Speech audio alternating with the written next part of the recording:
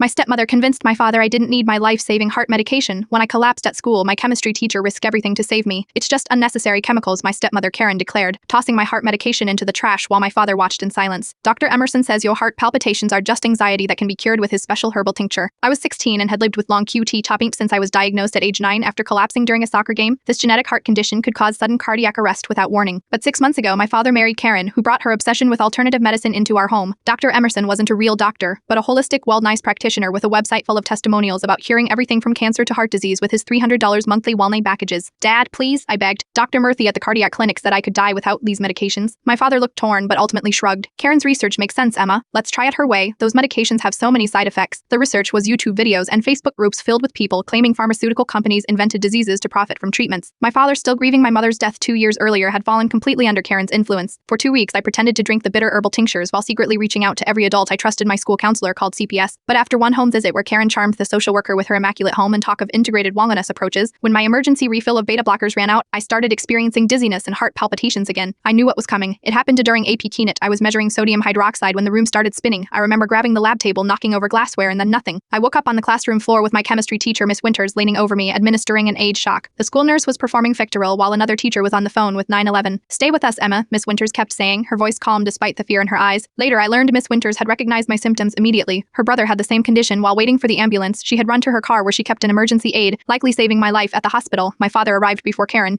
Seeing me connected to machines broke through his delusion. The cardiologist didn't mince words. Your daughter experienced cardiac arrest. Without immediate intervention, she would have died. This was entirely preventable with her prescribed medication. My father crumbled, confessing that Karen had convinced him to stop my treatment. By the time Karen arrived, spouting nonsense about hospital toxins, my father had already signed paperwork authorizing my treatment and contacted a lawyer about getting sole custody. What I didn't know was that Miss Winters had documented everything over the past 2 weeks. Each time I'd mentioned my symptoms or concerns in class, she'd written it down. She'd even recorded our conversation when I confided that my medication had been thrown away. When Karen was served with divorce papers, she retaliated by filing a complaint against Miss Winters, claiming she had interfered in parental decisions and practiced medicine without a license by using the aid. The school board placed Miss Winters on administrative leave pending investigation. She almost lost her teaching license, barn all for saving my life. Students organized protests. Parents wrote letters. Even Dr. Murthy testified at the school board hearing about the necessity of Miss Winters' actions. After 3 agonizing months, she was reinstated with full back pay and an official commendation. Karen eventually pled guilty to child endangerment and received probation. My father and I attended therapy to rebuild our relationship. He's still working to earn back my trust, but at least now he stands up for me and my medical needs. Last week at my graduation, I hugged Miss Winters and gave her a small box containing a silver heart pendant.